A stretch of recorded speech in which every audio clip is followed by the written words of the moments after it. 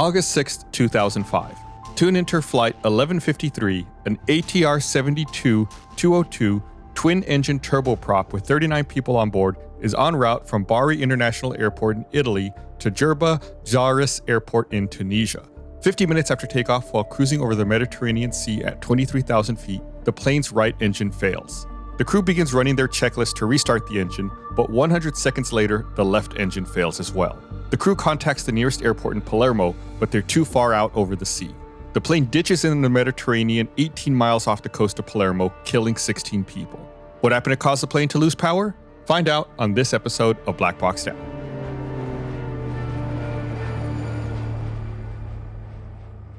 Hello, everyone. Welcome to Black Box Down. It's Gus and Chris. Hello, Chris. Hello, Gus and people listening. Oh, yeah. Oh, hello, people listening. Welcome. We're just here having a casual chat about Tuninter Flight 1153. As one does. You're welcome to listen along if you like. But before you do that, we recommend you go follow Black Box Down on social media like Instagram and Facebook and Twitter. It's Black Box Down Pod. Are you okay? Sounds like you're channeling Ringo Starr a little bit there, Chris. It was just... Like, I was a little taken aback. Like, that's not Chris. From now on, every episode will begin with a different impersonation, a bad impersonation. Yeah, like Chris said, give us a follow on social media, Black Box Down Pod, Facebook, Instagram, Twitter. We'd really appreciate it. We post supplemental stuff on there. So, like, for example, you can see what an ATR-72 looks like in case you don't know. We've talked about this kind of plane in the past. It's one of those twin-engine, high-wing propeller planes. Mm-hmm. So an ATR, the episode we did last week was about an ATR-42, which is a very similar plane. Okay. Remember the one we did last episode was the plane that crashed to the side of a mountain? They disappeared into a cloud. Very similar plane. The ATR-72 is a slightly bigger version of the ATR-42. In the United States, these are typically used in regional airlines, like short flights. You don't fit a ton of people onto it. You fit, a couple dozen people. It could probably fit, I don't know, all told, if it was totally full, I'm taking a guess here, 50 people. So this plane was, if I had to guess, was not entirely full. And I don't know that for a fact. I'm going off of an educated guess. Okay. The ATR-42 is slightly smaller. So again, just to clarify, this plane was an ATR-72. There is a similar one that we've talked about previous incidents as well, ATR-42. We may have even done an ATR-72 incident in the past. We probably have. But just trying to set it in your mind. All that to say, it's a roundabout way. If you go check out social media, we'll post a photo of an ATR-72 so you know exactly what it looks like. Like I said, you've probably flown on one of these in like a smaller regional flight. Or if you've got, you know how it is. Sometimes you have to fly from a hub airport to a smaller airport. These are the kinds of planes that would take you to do that. So Tuninter Flight 1153, like I said, took off from Bari, Italy at 12:32 Universal Time.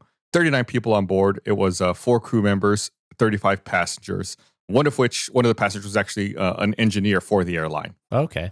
So they had an extra teammate. Yeah, but he was not flying in an official capacity. He was, in the cabin as a passenger. And the flight was under the command of 45-year-old Captain Shafiq Al-Gharbi, who was a skilled and experienced pilot with a total of 7,182 flight hours. The co-pilot was 28-year-old Ali Kabair Al-Aswad, and he had logged 2,431 flight hours. Both the captain and co-pilot were well acquainted with this ATR-72. They had 5,582 hours and 2,130 hours in it, respectively. The captain had just completed the last 4 runs to the previous day's flight routes, and the co-pilot completed the last 2. This was a popular run between like this part of Italy and Tunisia. This was like a resort area in Tunisia. So a lot of people going on holiday would go back and forth on this flight a lot. So this, captain and first officer had both done this leg a couple of times the previous day. So during the previous flight on the previous day, Captain Al-Gharbi became aware of a problem with this plane, this specific plane. He noticed that there was a faulty fuel quantity indicator, FQI, in the right wing fuel tank. Faulty fuel quantity indicator. Yes. So it's kind of like your gas gauge. Yeah, that's exactly what it is. Like how much gas you have in your car? Yeah, it's instead of showing, like a needle like in your car, it gives a weight. It shows like how much fuel weight is in the wing. It was in kilograms. So, since the captain reported that problem, that night the FQI was replaced and they put a new one in. And then when refueling, it's automatically stopped by the aircraft systems by means of a refueling valve. And this means that once the FQI establishes that the quantity of fuel in the aircraft is equal to the quantity selected, refueling automatically stops. So it's kind of like a smart gas tank. It would be like if in your car you could tell your gas tank, hey, stop the gas pump when I get to half a tank. That's all I want to put in. And then the pump would stop. So, yeah, you don't fill up until it clicks. It'll be like, or I guess, if you were like, whenever like you give an exact amount of money instead of just filling it up all the way. Exactly. Yeah. You can do that, right? Like you go in, you're like, hey, give me $20 on pump 4 or whatever. And then it stops at that amount. Kind of a similar thing. And of course, the reason we've talked about this before is they don't want to take too much extra fuel because then it's more weight, which means they have to burn more fuel. Then they're just taking more fuel to burn more fuel. Yeah. So it's like exponential more fuel. Right. It's like there is no point to it. You know, you take enough to get where you're going, to hold if you need to divert. But you don't, like, planes just don't fill up every time because then they'd be way too heavy. It would just end up wasting fuel. I wonder how much gas you would save in a car if you only filled it up like half a tank every time. It's probably, I mean, it would add up. It's probably negligible in the grand scheme of things. You know, here in this, these planes, we're talking about like thousands of kilograms of fuel versus, what you're looking at, 20, 30 gallons in your gas tank. I don't know how much jet fuel weighs, but I can say like aviation gas, which is a different quality of a fuel used in aviation, weighs about 6 pounds per gallon. So it adds up really quickly. Yeah, I don't know what normal car gas weighs, but it seems like it'd be like a lot less. I think motor vehicle gas is also about 6 pounds a gallon because AV gas is very similar. They just have slightly different octanes. So I would bet car vehicle gas is about the same. So if you fill up, let's say 30 gallons at roughly 6 pounds a gallon, then that's a whole person. It's like 180 pounds. Okay. So it's like you're driving around, like you're adding a person to your car. Okay. And for reference, a gallon of water weighs 8.4 pounds a gallon. Okay. So gas is lighter than water. Oh, that's news to me.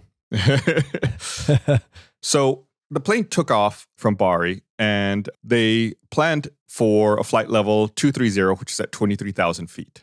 And like I said, this is what, when they're out over the Mediterranean at 23,000 feet, their right engine fails. So they go through the engine, they start going through the checklist, the engine restart procedure. And as part of it, they descend to flight level 170, which is 17,000 feet. And they get to a lower elevation in order to try to have the air be a little bit thicker. That way it's easier to restart the engine. Okay. And they don't know what's going on. The only error that they're getting inside the cockpit is they have a light illuminated that says feed LO space PR, like feed low PR, which means fuel feed low pressure. So they have fuel feed low pressure on the right engine. The right engine stopped, and the flow meter and the temperature all indicated an uncontrolled shutdown of the right-hand engine. Sounds like it's out of gas or not connected correctly. Yeah, it sounds like it, right? Mm-hmm. So they coordinated the descent to flight level 170 with the Rome air traffic control. First officer started reading out loud the checklist. And, we love the checklist here. So he's looking through the quick reference handbook for the procedure to follow for the type of failure that was detected. And during the reading of the relevant checklist, about 100 seconds after the right engine shut down, the captain requested the first officer stop reading because the other engine had also shut down. Oh, so they weren't concerned that they were like out of gas at this point when the first engine shut off? No, they actually, as part of this, when they're talking to Rome air traffic control, Rome asks them to verify what their fuel quantity is. And the captain looks at his fuel quantity indicator and says, it's 800 kilograms in each wing. So they should have a total of 1,600 kilograms of fuel. So, they're looking at the gas gauge, and the gas gauge says that's plenty of fuel. That's more than enough. Yeah. Mm. The captain then ordered the first officer to inform air traffic control of the decision to divert the aircraft to Palermo and declare an emergency. They determined that Palermo is the nearest airport, so they turn around back to Italy to try to get over to Palermo. And how far away are they at this point? At this point, I don't have that in front of me off the top of my head. I want to say they were about 40, 45 miles or so off the coast. Okay. Doesn't seem too bad. Yeah, this particular ATR 72, I want to say, and again, this off the top of my head, I want to say it has a glide ratio of 16:1, which means for every 1,000 feet it descends, when they're gliding at optimal glide speed, they can go horizontally 16,000 feet. So if they're at 17,000 feet, let me do a little bit of quick math here, 17,000 feet times 16, they should be able to glide for 272,000 feet divided by 5280. They should be able to glide for 51 and a half miles. Okay. And you said they were about 45 miles, if I remember right. From the airport or the coast? From the airport. Okay. But we're going to get to that also in a bit. When it comes to, like, if a plane loses power and they're gliding, there are very specific things that need to be done to maximize that glide ratio and to be able to actually hit that 16-to-1 ratio. The plane needs to be configured a certain way, and they need to be at a certain speed. If they're going too fast or too slow, then your glide ratio is totally different. It's 16-to-1 when they are at their optimal glide speed. Okay. And that's different for every plane. At 1:24:19 seconds, the flight transmitted once more the Mayday declaration, asking to be vectored for Palermo and confirming they had lost both engines. In view of the distance from Palermo in relation to their altitude, the crew asked if there was any other terrain closer than Palermo where they could land. So they're asking, like, is there anywhere we can land besides Palermo? Like, they're just looking for land at this point. And when they said this, they declared they're at 15,000 feet. So 15,000 feet, that gives them 240,000 feet of horizontal distance, which is about 45.4 miles. Okay. So see, the distance is already starting to decrease here little by little. You know, we did a video, gosh, it must have been like a year and a half at this point, where we recreated a similar incident in Flight Simulator, and it was the longest descent, but it was incredibly tense, like just slowly trying to make it all the way. I think when people imagine, if you don't think about it like we do, on this podcast, if you just imagine a plane crash, you imagine like nose diving at the ground, and instantly falling from the sky and hitting the ground. In reality, if you're gliding, you can glide a long time and you can go far. As one of our first episodes, what the Gimli glider, they glided all the way to an abandoned airport. They had plenty of time. If the pilots stay calm and follow procedures, and if you have a high enough altitude, if you have enough altitude to trade, you can go a really far distance, and it can take a long time.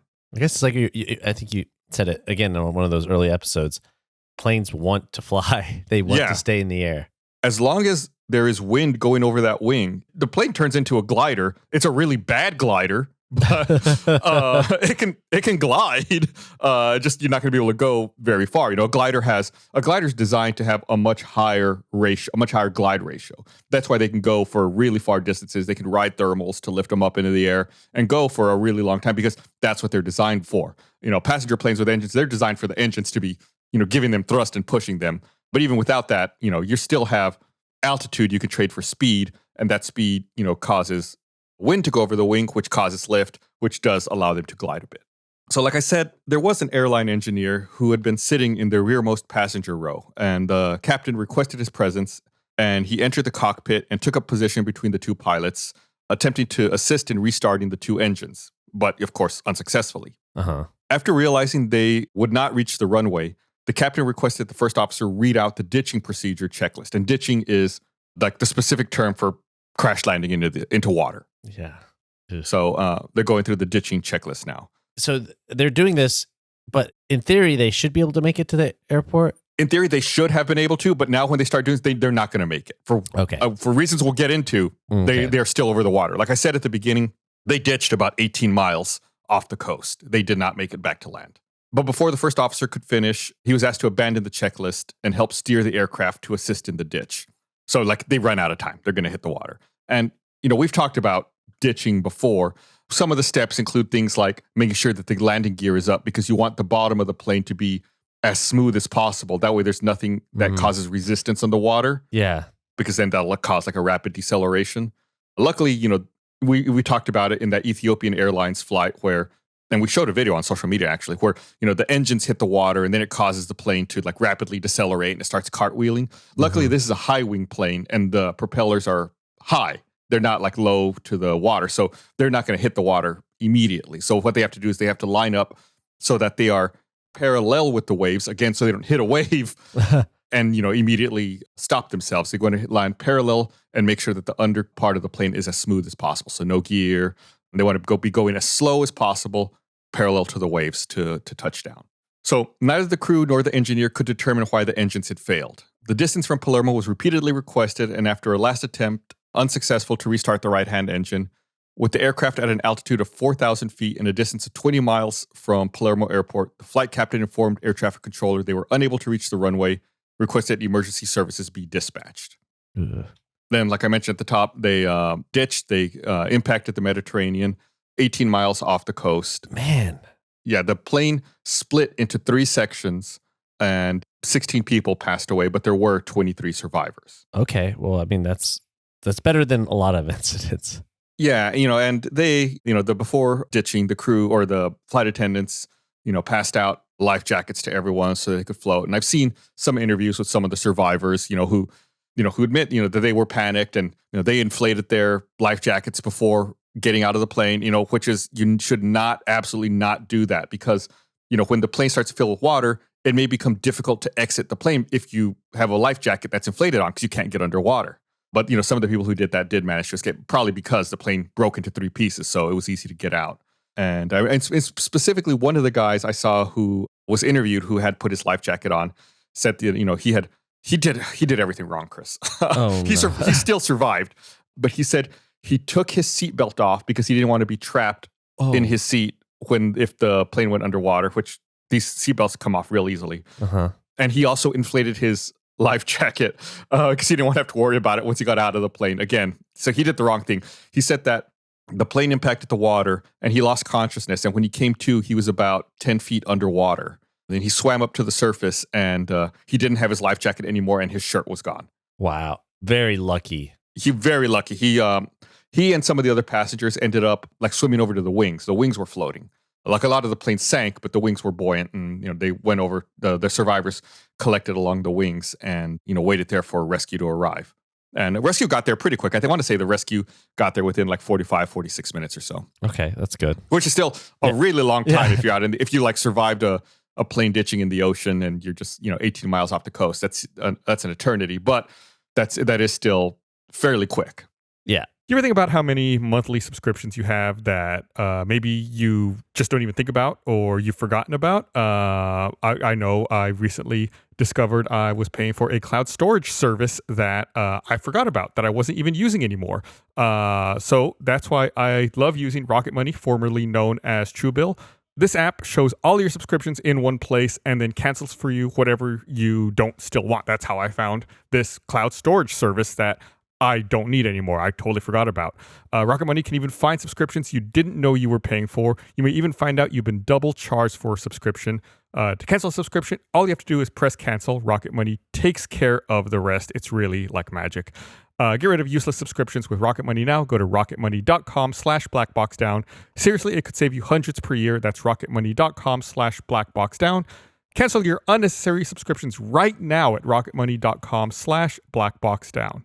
One last time, that's rocketmoney.com/blackboxdown. Guess what? It's fall. The intense heat of summer is over. It's getting cooler out there at night. So why don't you, it's a perfect time to spend a little more time outside. There's just something special about fall that brings us all closer together with it. And with the smokeless fire pit from Solo Stove, creating those moments is easier than ever. Enjoy the warmth and comfort of a fire pit plus portability, quick setup and cleaning. Best of all, no smoke. It's absolutely great, that smokeless design. Normally you hang out around a fire and the smoke like follows you for some reason. You don't have to worry about that. Don't have to worry about reeking of awful smoky fumes in your clothes, in your hair. Yuck, I hate that. That's why Solo Stove is so great. Plus, it's super convenient, super easy. You unbox it and you're ready to go almost immediately. Just put a little bit of wood in there, a little starter. Bam, you got a fire, baby.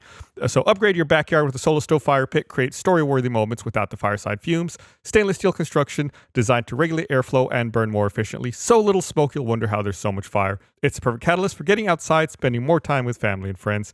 Build lasting memories around a Solo Stove fire pit. Like I said, they're so easy to light with just a few bits of starter. Your fire is blazing in minutes. They're so confident you'll love it. They offer a lifetime warranty and 30-day free return policy. Prepare for your best outdoor memories yet and save big during the Solo Stove fall event. Plus, use promo code BlackBoxDown at solostove.com for an extra $10 off.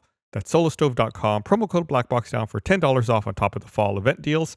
Hurry, the fall event ends November 10th. I'm sure we've all had a time when we got stuck, we got a problem in front of us, and our brain just goes into overdrive trying to think about that problem over and over without actually coming up with any solutions for it. Well, it can be tough to train your brain to stay in problem-solving mode when faced with one of these challenges in life. But when you learn how to find your own solutions, there's really no better feeling. A therapist can help you become a better problem solver, making it easier to accomplish your goals, no matter how big or how small. You can see some benefits from trying therapy, like unloading stress, getting some help with anxiety. I think, we all are familiar with anxiety over the past couple of years. If you're thinking of giving therapy a try, BetterHelp is a great option. It's convenient, accessible, affordable, and entirely online. Get matched with a therapist after filling out a brief survey and switch therapists anytime if you want. When you want to be a better problem solver, therapy can get you there. Visit betterhelp.com/blackboxdown today to get 10% off of your first month. That's betterhelp.com/blackboxdown. This episode's sponsored by BetterHelp. Again, go to betterhelp.com/blackboxdown for 10% off your first month. All right, so let's get into this. We'll get into the investigation here. So the flight, like I said, at 12:30 received authorization for takeoff, which then occurred at approximately 12:32. From the analysis of the data recorded by the flight data recorder, it appears that, in fact, the right engine had shut down by itself. Due to other traffic presence, Rome Air Traffic Control did not authorize the aircraft to descend directly to the requested flight level of 170, but gave initial authorization to descend to flight level 190. Mm-hmm. At 1:23, after approximately 2 minutes, the flight communicated they wanted to land at Palermo. By now, the left engine had also shut down, like I said, approximately 100 seconds after the first one. In giving authorization to descend to flight level 170, Rome asked if special assistance was needed. This communication overlapped with the previous one by the flight and was not understood by the crew. You know how it is. Sometimes if multiple people talk at the same time, like on a walkie-talkie, you don't hear each other. Yeah. That's why you say over. No, you actually don't say over in aviation. Some people do, but it's not required. Well, yeah, I guess maybe in kids playing walkie-talkies, you say yes, over. In kids playing, and also probably in the military. I'm sure there are cases where you do, but I don't think you say over in aviation. So, according to the report, while cruising approximately 50 minutes after takeoff, the aircraft's right engine failed at 23,000 feet, and they began descending. The left engine failed at 21,900 feet. The crew referred to having tried to restart both engines, but without success. Mm-hmm. When both engines cut out in mid-flight from Bari to Gerba, the captain requested an emergency landing in Palermo, Sicily. The flight crew did not detect... Okay, so I'm going to give you a spoiler here. Mm-hmm. So you were right. They actually did run out of fuel. I've been dancing around it this whole time. And what happened here is the flight crew did... Remember, I said that the crew told Rome that they had 800 kilograms of fuel in each wing for a total of 1,600 kilograms. Mm-hmm. But if you remember, I also said that the captain had detected a problem with the fuel quantity indicator the night before and it had been swapped out. Uh-huh. What happened was the crew did not detect the fuel exhaustion because when the fuel quantity indicator was swapped out, maintenance put in an ATR 42 gauge instead of an ATR 72 gauge into this ATR 72. So the smaller plane. Right. The smaller plane with the smaller tanks. So it doesn't read the same way. Remember I said that the survivors clung to the wings because the wings floated? Because they were empty. Because they were empty. They had no fuel in them. If there was fuel in them, they should have sank. Oh my God. And the gauges fit identical. They look identical, Chris. I've looked at photos of them. I'll post these on social media. The only difference is the part number that's written on them. Like the part number for the ATR 72 says 2500. The part number for the ATR 42 says 2250. So some maintenance, maybe they were next to each other on a shelf, picked up the wrong one. They put it in. And it fits. And it turns on and it works. Oh my God. God. They put the wrong fuel gauge in and the fuel gauge was still showing they had plenty of fuel. That's why when they topped off with gas in Bari before taking off, remember the fuel quantity indicator shuts off the refueling truck because the fuel quantity indicator thinks they have enough fuel, but they don't because it's not in the correct plane. Oh my God. That's so, I don't know, terrifying. It's frustrating.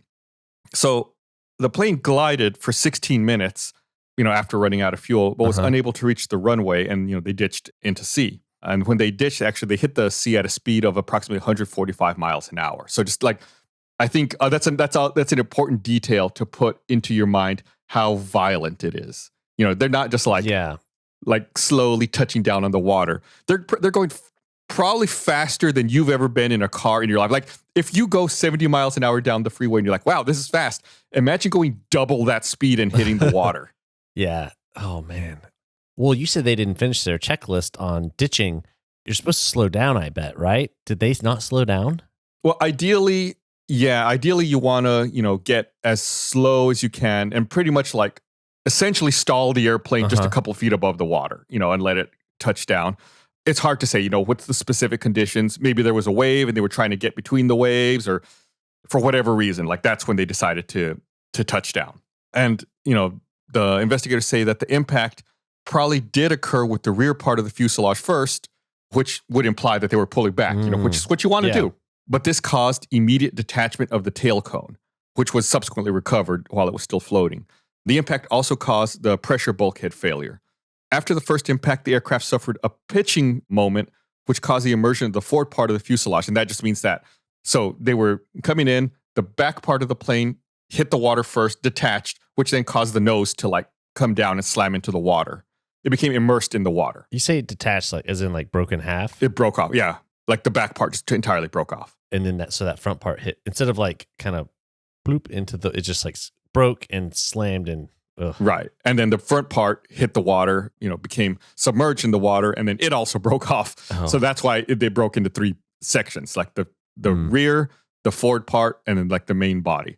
The forward part, with like the fuselage and the cockpit, and the rear part, the fuselage part and the tail section, sank after approximately 45 to 50 minutes. The depth of the sea at this area was about 1,500 meters, which is about 5,000 feet or so. Mm-hmm. Therefore, the aircraft's flight recorders, which are in the tail, were not immediately accessible. 16 people of the 39 people on board lost their lives, and most of the passengers who suffered fatal injuries were seated in the front right part of the cabin, near the cabin failure lines, so like right where it broke. Okay. The captain and first officer suffered serious injuries, while the airline engineer who was present in the cockpit suffered fatal injuries. Both cabin crew members, which are the flight attendants, when ditching, were seated in their seats. In particular, the senior flight attendant seated in the rear of the passenger cabin suffered fatal injuries, while the other attendant seated in the forward part of the cabin, facing the cabin, suffered serious injuries. So one flight attendant passed away, and then the other one survived but had serious injuries. According to the official investigation, the flight crew, in the 16 minutes that elapsed between shutdown of both engines and ditching, had managed a situation considered as one of the most serious that may occur, characterized by a complete loss of power with subsequent electrical emergency and ditching in rough sea. In such flight conditions, the captain had the determination, once he realized that it was impossible to land at Palermo, to direct the aircraft towards 2 boats, deviating left from previous heading, and requesting these boats be informed in order to facilitate the aircraft identification for the subsequent rescue operations. So what that's saying is that, they're coming into ditch at 4,000 feet. The captain sees that there's 2 boats not too far away. Mm-hmm. So he deviates in that direction to try to get closer to those boats, hoping that they'll see them and, help immediately. Yeah, with the rescue.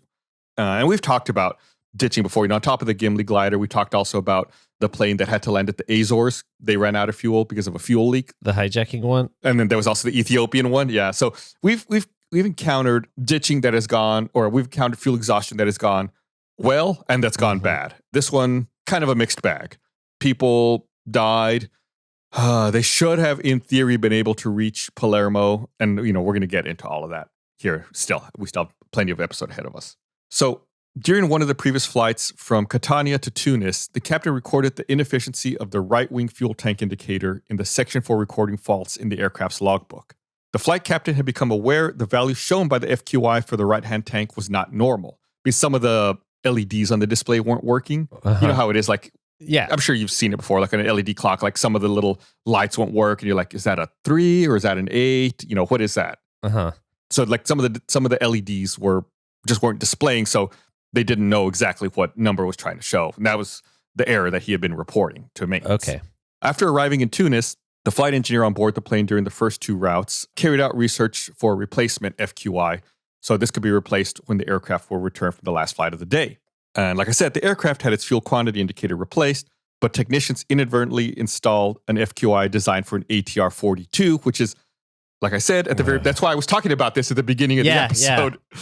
It's a similar but smaller plane with smaller fuel tanks. See, sometimes you like, why is Gus talking about this? Like, we're going to get to it. This is important for later. I just thought we were like giving context, like, oh, we've talked about this, See, I'm dropping breadcrumbs. I'm trying to set you up that we're already thinking about it when we get to it. Ground crews and the flight engineer, relying on the incorrect readings from the newly installed FQI, loaded the aircraft with an inadequate amount of fuel for the flight. Once the FQI establishes the quantity of fuel in the aircraft is equal to the quantity selected, refueling will automatically stop. And neither the refueling operator nor the engineer realized that instead of the 700 kilograms that should have been pumped into the aircraft, only 465 kilograms were in fact pumped. So they were well short. And for reference, they wanted to put 700 kilograms into the plane to have enough to get where they were going. When they ran out of fuel, they thought they still had 1,600 kilograms. The technician responsible for replacing this part removed the faulty FQI and replaced it, with the incorrect one, following the detailed instructions of the job instruction card, which did not require any checking of the correctness of the information provided by the device, but only by testing of the lights of the display after fitting. So basically, the checklist for replacing it just tells him to turn it on, make sure that it turns on and the numbers light up. That's the only check. They don't check to make sure, is it reporting the correct amount of fuel in the tank? Which it's in hindsight, you're of course you should plug it in and then make sure check, is it showing the correct number? Yeah. Even if they didn't put the wrong one in, you'd want to make sure that the one you replaced it with is working. Right.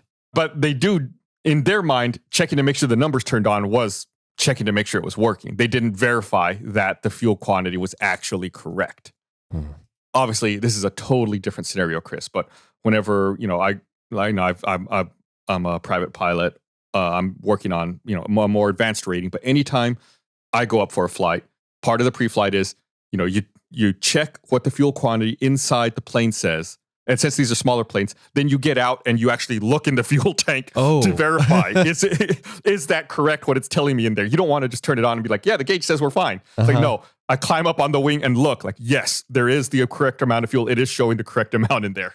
And you just, is it eyeball, you kind of learn how much, that looks like about. Well, normally I like for it to be full. On a small plane, you fill it up. It's okay, yes, this is obviously full. If it's not full, there's a dipstick you can put in that it's like a straw, when you cover the top of a straw and you pull it out and there's liquid in there still. It's like that, except it's got lines on it. It's calibrated to the tank. You put it in, you cover up the top like the straw, and you pull it out and it shows how many gallons are in the tank. Okay. Yeah. And I've got 20 gallons in this wing or whatever. But yeah, normally I like for it to be full. That way I don't have to get the measuring device. It's yes, totally full. And then you also check for contamination, but that's a whole other thing. Okay, so the contributing factors leading to this incident were errors committed by the ground mechanics when searching for and correctly identifying the fuel indicator, errors committed by the flight crew non-respect of various operational procedures, inadequate checks by the competent officer of the operator that flight crew were respecting operational procedures, inaccuracy of the information entered in the aircraft management and spares information system, and the absence of an effective control of the system itself, inadequate training for aircraft management and spares information system use, and absence of a responsible person appointed for managing the system itself, maintenance and organization standards of the operator unsatisfactory for an adequate aircraft management. And all of that is to say there were no double checks to make sure the parts were correct. There was no oversight verifying that everything was done, in a correct manner, inadequate training. There were some additional things I want to get to here in the findings. I'm going to read a couple of these findings, and then I want to get into a little more detail about some of these points. There's 4 findings here. The accident resulted from fuel exhaustion due to installation of the fuel quantity indicators designed for the ATR-42 in the larger ATR-72. First, the investigation examined how the incorrect fuel quantity indicator came to be installed on the plane. The final report on the crash notes that during a flight the day prior to the incident, the captain, who was also flying during the incident, became aware that the FQI in the aircraft dashboard was not working correctly and reported the problem. That evening, the FQI was replaced, but with an FQI that was intended for the ATR-42, a different model of the aircraft. The correct FQI was not found because its part number had been entered into the database in a different format than was searched for, and the inventory database mistakenly indicated that the ATR-42 part could be used on both models of the aircraft. The FQI for the 2 aircraft models have different markings on the faceplate, though the difference was evidently not noted. So there was a problem in their back-end database when searching for the part that showed that this part was acceptable. And like I said before, the only difference was the model numbers on the faceplate of the fuel quantity indicator. Okay, so yeah, the guys who did it, they didn't grab the wrong one. The system told them it didn't matter. Right. Which is way worse. Yeah. In fact, one of the lead investigator on this, like I said, the parts of the plane sank, and it took them a while to recover them. And, by this point, by the time that the forward part of the plane, by the time the cockpit was recovered, the lead investigator had said that, they were suspecting that the wrong FQI was installed, and that as soon as they recovered the cockpit, it was the first thing he did, he made a beeline for it, and just looked to see what numbers were on on the front of the FQI, and that as soon as he saw, the 2250, he's like, this is exactly what happened. It's like the smoking gun where like definitively, I think this is what happened. Then you see the numbers like, yes, this is definitively what happened, which must be super satisfying. Like these investigations are so wide ranging. You have to look at every option and start narrowing it down. That's what's scary or I guess frustrating is it is such a definitive, almost like, I don't want to say simple thing, but it is. Yeah. So the investigation also examined the fueling of the plane. The day of the incident, the aircraft was fueled for the flights from Tunis to Bari and Bari to Jerba based on the calculations using incorrect readings from the FQI. Because of differences in the shape of the fuel tanks, the incorrect FQI indicated a larger volume of fuel than the tanks actually held. When fueling the aircraft in Tunis, neither the refueling operator nor the flight engineer noticed the difference between the amount of fuel loaded and the change in the reading on the FQI.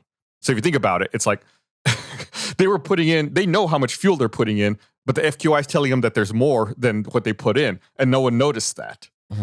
It would be like you go into and I'm sure this happens to everyone, like you go to the gas station, you start putting gas in your car, then after like a few seconds, the pump cuts off, and you're like, no, it's not full. Then you like do the thing where you pull it out and jiggle it a little bit and you start fueling again. You don't just go like, oh, okay, guess it's full.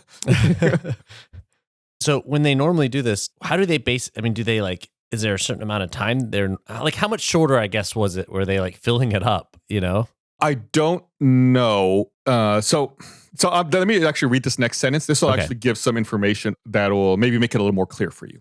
So the investigation also found that while departing from Tunis on the Tunis to Bari route, taken before Flight 1153, the captain noticed by reading his cockpit displays that the aircraft's fuel level seemed to have increased overnight, but he couldn't find the corresponding refueling slip. Because remember, he was the last pilot to fly the plane. So he comes in the next day, he's like, there's more fuel in this plane than there was last night. So he goes to look for the slip. There should be a slip showing how much fuel was put in the plane, and he can't find a refueling slip because it wasn't refueled. The wrong indicators in there now showing more fuel. However, he accepted the explanation that the slip had been kept by a previous crew, but the plane had not been flown or refueled. He was the last person. He was told, he just accepted like, someone else must have flown the plane. They probably kept the slip. Because the aircraft had been fueled for 2 flights, the flight from Tunis to Bari was uneventful. In Bari, the plane took additional fuel to a level where the incorrect indicator showed 2,700 kilograms. The correct indicator would have shown that they were just 540 kilograms in the tank when they departed, which was not enough. So even though there wasn't like a time thing, there should be slips in the plane showing them how much fuel was put in. And the captain kind of suspected something was up because he couldn't find the refueling slip and there was more fuel than he expected. Then he just goes like, someone probably took the slip. Instead of following up, being like, where is this slip? This is kind of one of the checklists and the fallbacks. It should be like, something's wrong here. It's like, it's like confirmation bias, right? It's like, it's like, there's got to be enough fuel in there. That's what the quantity says. That you're like, something must have happened to the slip. It's fine. Instead of like trying to track it down and really verify. But he did know that part was, because he's the one who like knew that the part needed to be replaced, right? So right, but he was told it was replaced. Yeah. So I guess I'm thinking like, if I know something is wrong with the fuel gauge thing, and then you can't find the thing that's the documentation related to the fuel, that's might be more likely to like set off alarms in your head. I mean, I also could see it not happening at all because you would just assume that, well, it says there's fuel. There should be fuel. You're like, they did their job. They fixed it. The numbers are lighting up. It's hard to say. There is culpability there, though, right? Obviously, something happened. And then the last finding here. Finally, the investigation examined the flight after the engines had failed. During an engine flameout, crews must feather the propellers to reduce drag on the blades so the plane can glide a farther distance. While the propellers of the aircraft were found fully feathered after the crash, the crew did not feather them because they were attempting to restart the engines. Furthermore, as a result of their efforts to restart the engines, the crew did not glide the aircraft at the optimum speed to extend gliding distance. This is probably the most damning part of the findings. Remember, like I said, there was plenty of, if they maintained their optimal glide, they should have been able to reach Palermo. And we've talked about feathering the propellers before on a different incident, the Transasia flight. What a feathering the propeller means is like, normally you think of the propellers on a plane as like, almost like a windmill blade, right? When the propellers are feathered, they're turned almost like, not quite, but almost like 90 degrees so that the blade faces into the wind almost like parallel with the fuselage so that there's less drag. Yeah. That way it's not just like a solid surface of the propeller hitting the wind. It's turned, so it's like the thin part is hitting the wind. And so whenever it's not turned, it's pushing into it and it's making it spin and stuff, and like it's causing drag. Oh my God. That's So that's why they didn't get their 16-to-1 ratio. They also were not managing their glide speed correctly. So that's why they ended up ditching 18 miles off the coast, still in the water. They didn't reach land. In simulation, the pilots who recreated this, they always reached the airport. Oh man. And I thought that was crazy because it's like, oh, they have plenty. And then they didn't even get like, they were still far. Yeah. But of course, in the simulation, that assumes that the pilots immediately know that, they're going to need to try to glide and that they need to do everything. They're not trying to restart the engines. Even with an engine restart, they should have been able to get much closer. They were still really far. Yeah. It's just incorrect management, incorrect. It's kind of CRM related, I guess, not really, dealing with the situation that was in front of them appropriately. I guess, is there more information about how that, I don't know, chain of command or process broke down? Yeah, we're going to get into that in a little bit. Okay. I know I just read the findings. We still have a bit more to go through here. We're going to get into that. And the reason we're going to get into that in a bit is there's a criminal investigation. Oh. Yeah. So after the official investigation of the crash, charges were filed against the captain and 6 others when it was discovered that emergency procedures were abandoned because the captain started praying when action was needed. Oh, no. So it was kind of a controversial investigation. It seemed to omit details from cockpit recordings that would, shed light on other factors, including poor communication from Palermo's air traffic controller. The investigation found that when the flight crew attempted to restart the engines to no avail, they prevented the feathering of the propellers, which could have allowed the aircraft to glide at the optimum speed to extend the distance. The root cause for the crash was found to be the incorrectly installed fuel quantity indicator. And when fueling the aircraft in Tunis, neither the refueling operator nor the flight engineer noticed the difference between the amount. And the mechanics involved in installing the faulty fuel quantity indicator did not check compatibility and was considered by the investigation to be one of the main active failures in the incident.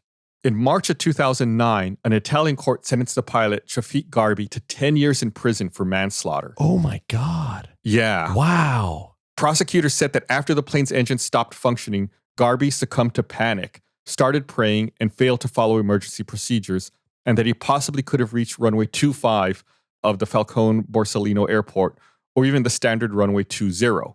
6 others, including the first officer as well as the chief operating officer of Tuninter Airlines, were initially sentenced to between 8 and 10 years. Oh my, that's a lot. It's a lot. We've covered a ton of incidents. Most of the time, it's very rare that there's like actual jail time, I feel like, right? Right. And like I said, they should have been able to reach the airport. If they had really stayed on top of the emergency and managed it, they had more than enough glide distance. I was just doing quick math here to figure it out. And there was enough time. Even at 15,000 feet, they probably should have made it. And by that point, they knew they had no engines. And at that point, you start to really consider optimizing your glide angle. So yeah, obviously the prosecution found significant fault here to sentence these people to prison. Yeah, I guess it's just, it doesn't sound, they weren't malicious with it. They were just negligent. So yes. I guess. So there is a little more. I don't want to dogpile on here. There's a little more to it here. The criminal investigation and subsequent sentencing caused considerable controversy in Tunisia and also in the civil aviation world. Mm-hmm. The official investigation was accused of being one-sided and ignoring mistakes made by Italian air traffic controllers. Remember, this is an Italian court. It's a Tunisian airline. It's Italian citizens on the plane. Oh. It becomes complicated. One country is... you would think it's possible one country would be incentivized to find fault in the other country. Yeah. Unedited cockpit recordings leaked to the public demonstrated that Palermo air traffic controller as having a poor grasp of English, failing to assign the distressed aircraft its own radio frequency on which to communicate, and giving the pilots incomplete and or useless information about their position. Oh, no. And these cockpit recordings were omitted from the official investigation report. Oh. See, and remember, we've talked about this before. This is another one of those, gaps, right? English is the official language of aviation. You've got Italian air traffic controllers. You have Tunisian pilots. English is all of their second language. And if there's problems communicating, it can exacerbate these emergencies. Mm-hmm. So that's why it's I don't want to entirely dogpile Yeah. on the pilots. It's like anything. It's complicated. It's not just it's not always super cut and dry. There's a lot of nuance to it. Yeah, I guess I'm imagining too. It's like something's going wrong. They start panicking, but now instead of having someone who's like not in as stressful of a situation, like a life or death situation, who could be like, hey, you need to do, like communicating what to do, or like kind of helping them level out, right? Then you have someone who they're not able to communicate. It just make it so much worse. It's just even the little things like not giving them their own radio frequency to communicate on. They have plenty of frequency. Like they stayed on the same frequency as everyone else. They're having to like listen the whole time as other people are checking in or doing things. Right? It's like it's distracting because you're like, are they talking to me? No, they're not. Are they talking to me? No, they're not. They're just hearing normal planes fly. Like, hey, coming. Oh my god. So it's like they're on the same frequency. Like they should have, in an emergency, they should be assigned their own discrete frequency. That way, it's very they know when the radio comes on, this is for me. It's not distracting. Yeah, that seems pretty significant. Yeah, it's and then of course the poor grasp of English. Then it becomes difficult to communicate. It's frustrating, but still that doesn't change the fact that if they had feathered the propellers and if they had optimized their glide speed, they should at the very least made it back to land. In April of 2012, the court of Palermo, Italy, reduced the sentences of 7 of the Tunisian airline personnel charged. Following their second appeal to the court, Captain Shafiq Garbi received 6 years and 8 months, with the others receiving reduced sentences between 5.5 years to 6 years. Wow. Yeah, so it was reduced, but it's still significant. That's still real. That's still a lot of jail time. Especially because you go through something incredibly traumatic and like you almost die, and then you get out, and then you go to jail. Yeah. Tuninter compensated each family of a victim or survivor with 20,000 euros. On September 7th, 2005, the Italian government banned Tuninter from flying into Italian airspace. Tuninter eventually rebranded itself as 7 Air, and now they actually have scheduled flights back into Italy again now as 7 Air. But yeah, that's it. I mean, that's Tuninter Flight 1153. It has similarities to other incidents we've covered in the past. That's why I keep referring to them. But it's its own like whole thing. But it's just unbelievable to me that the FQI for 2 planes with very different fuel quantity capacities could fit into each other. Yeah. I think that was one of the recommendations, was that they make it so that these parts they don't fit and they don't work anymore in the same spot. Yeah, I feel like they do that with that's pretty basic. They do it with like IKEA, like they make everything slightly different so that you don't end up building it wrong. Mm-hmm. So the jail sentencing, is, you said, was controversial.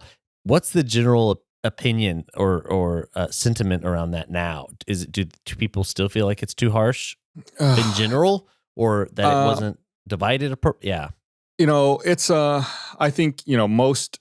It depends who you ask. Is what's going to boil down to.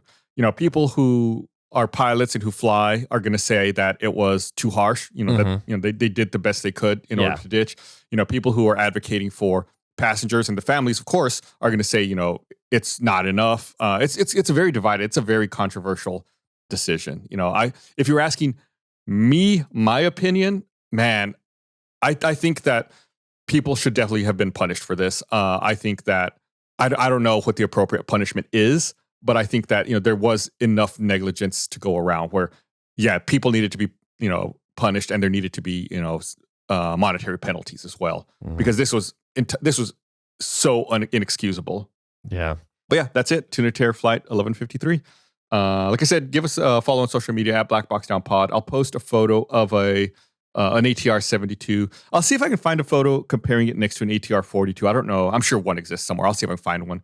I'll see if I can also find a photo of the FQI showing you how they're identical, and it's only like the number on the face. Yeah, I want to see. Yeah, sorry. One couple follow up. No, sorry. I'm trying to wrap up here. Sorry, Chris. Well, no, I was just wondering. Are they still in prison then? What year was this? So it was in 2012 that the sentences were reduced, and it was reduced to 6 years. So they would, even if they served the entire sentence, they would be out by now. Okay. Yeah, the incident itself happened in 2005, and sometimes it's hard to get follow up. You know how the news goes. There's lots of news about it when it happens, and then there's no follow up. Years later, people forget, and so I don't know what happened after the fact. All I know is the sentencing, what happened in 2012, and then I'm sure somewhere in an Italian or Tunisian newspaper, there's further information about it. I personally don't. I couldn't find anything. I guess, man, I'm just thinking of the perspective of the crew and how they not only are they in jail, but they also have the added guilt of feeling like it's their fault. And that's just, I don't know. It's really terrible. Yeah. I mean, because we've talked about it's bad. We've talked about pilots who did a great job on incidents, and they have this guilt of like, oh, I could have done differently. Maybe if I'd done this, then more people would have lived. And it's like, right. Then under this circumstance, we're like, oh man. Yeah, it's gotta be, racking to deal with that guilt. All right, well, we'll be back again next week with another episode. Yeah, and tell people to subscribe and check out the show. Thank you. Yeah. All right, bye.